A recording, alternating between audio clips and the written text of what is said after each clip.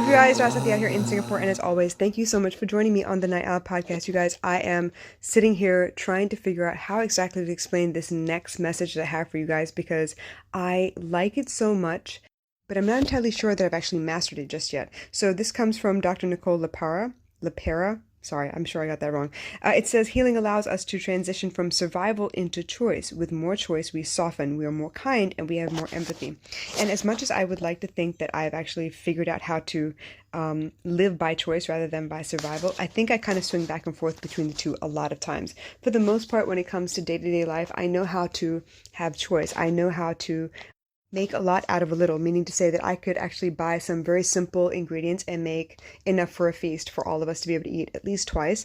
And I know how to mend things so that we have regained new life for the items that we've bought and taken care of, because mending means that I don't have to go out and buy brand new. I can actually keep it for a little bit longer. And sometimes mending means that I could actually customize something so that it fits better than it did originally. So I know how to make a lot from a little, but there are some aspects of my life that I'm not really sure that I'm choosing to live, rather I'm still surviving. So sometimes when it comes down to actually making money, I still find myself in survival mode where I'm still feeling like I work from paycheck to paycheck. And it's not a bad thing, it's just a matter of me learning to predict or schedule and sustain my income a little bit better than I have been, rather than allowing it to kind of come and go like the weather. So it's a lot that I need to still manage and understand. And I know that a lot of it has to do with healing. So for me, I have a lot of healing to do where money is concerned. A lot of it comes down to whether I feel like I'm worth the money that I'm charging, whether I'm going to draw a strict boundary around who can get my time for free and who has to pay for my time. I've had a lot of trouble with that because there is a fine line between family and friends, right? A lot of times they actually come and sit with you and talk to you and they want your advice and they're happy to listen to you and everything. But then once you start a business and this is how you actually make a living, they suddenly don't want to speak to you, or they have a problem treating you as if you are a business. I've lost a couple of friends in this regard. I had a friend who was a close friend of mine over the last few years. Now, when we were in high school, I didn't know him very well, but apparently he looked up to me. So there was a point where he was really having a tough time communicating with his wife. She happened to be pregnant with twins, so it was added stress coming down the pike. He was in a tough situation with his job, and he asked me for advice. And honestly, I wanted to give the best possible service that I could, but I did not ask him for money. At some point, he decided, okay, well, I need to go to therapy. What do you think I should do? I said, well, I'm available for you if you really need, but I'm not going to be that person who's going to be like, no, you must come to me. So I made him an offer and I let him have the choice. And he went to a therapist other than myself and had a tough time of it and found that he didn't actually gain anything from the initial visit. So he came and sat with me and spoke to me, and I told him, well, these are different aspects that you could consider and another perspective that you could take into account so that you would have a better understanding of where your wife is coming from. And he told me that I actually helped, and he wanted to continue working with me, but for some reason, once I told him what the prices were, which even then they were reduced prices because he was a friend, he had a tough time with that. So he used my ability as a friend to sit down and speak to him and counsel him through a lot. I would spend hours on the phone with him, and sometimes it wasn't even on the phone, it was just text messaging back and forth for hours at a time, because he really was having a very tough time drawing boundaries within the marriage itself.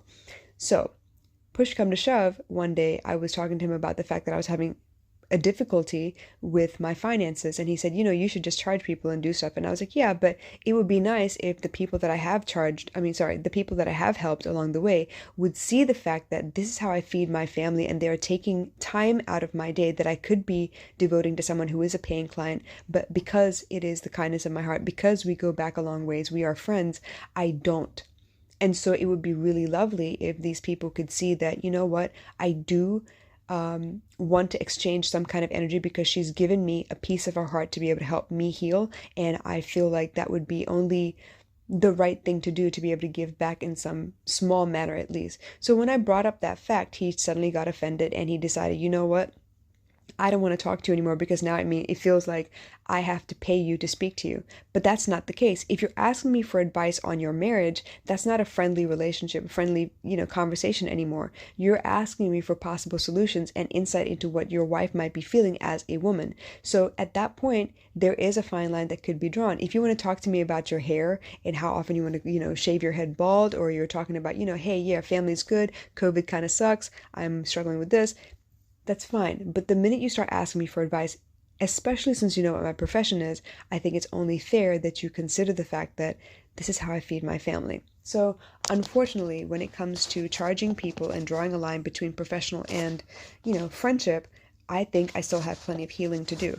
In my opinion, I think I would go from survival to choice in that particular aspect when I put myself out there a little bit more and I ask for or perhaps not ask for, but give the invitation of people to come and work with me. I think right now I talk a lot about my opinions on certain aspects of life, the way relationships could improve. I use a lot of other people's content to promote my beliefs and my own ideas, which is part of why I have the podcast in the first place. But I also feel like I need to go ahead and man up and tell people, hey, I have this for sale, I have that for sale.